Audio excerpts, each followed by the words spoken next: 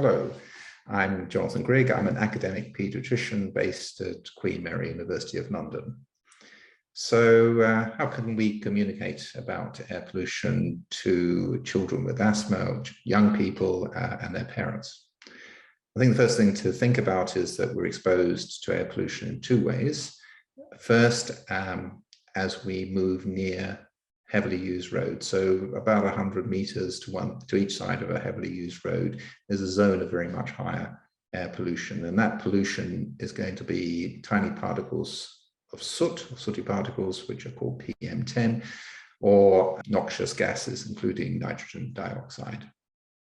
The other way we can be exposed is on high air pollution days. And this is where pollution generated across a city is trapped by the weather, or that the weather is blowing in pollution from outside, and it actually affects everyone living in quite a large area.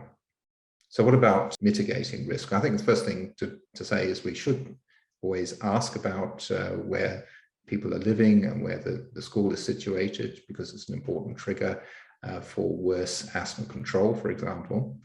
But day-to-day mitigation of this exposure due to roads is really very difficult. You can give advice about walking or using public transport rather than going by car, where you're going to have higher air pollution. You're essentially sucking in air pollution from just in front of the car into the car itself. Also, you can advise about avoiding indoor sources, and unventilated gas cooking is a source of indoor air pollution. Obviously, smoking anywhere in or around the home is not appropriate, and use of wood stoves certainly will reduce high levels of particles in the home. In the worst cases, you may want to discuss whether there's a possibility of relocation in, for example, a child with very severe, poorly controlled asthma. Certainly support for rehousing if the family is in social housing would be very, very helpful. In terms of high pollution days, I think the thing is to know the pollution forecast in your area. The DEFRA has a website with forecasts, and actually have a plan what to do on the few days where air pollution is particularly high.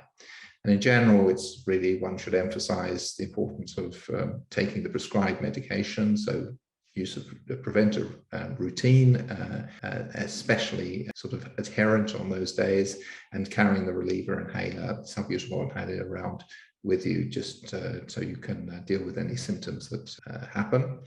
And on those days, think about avoiding pollution hotspots. So, even if it is difficult to avoid main roads on a day-to-day basis, on those high pollution days, perhaps avoid walking or traveling on main roads and junctions, and in car parks, for example, using quieter back streets as much as possible.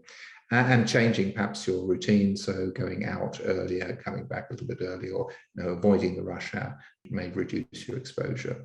So really, in summary, I think as clinicians, we need to know about air pollution and really communicate fairly simply the adverse effects of air pollution, and at least discuss ways that the family may mitigate against its adverse effects. Thank you very much.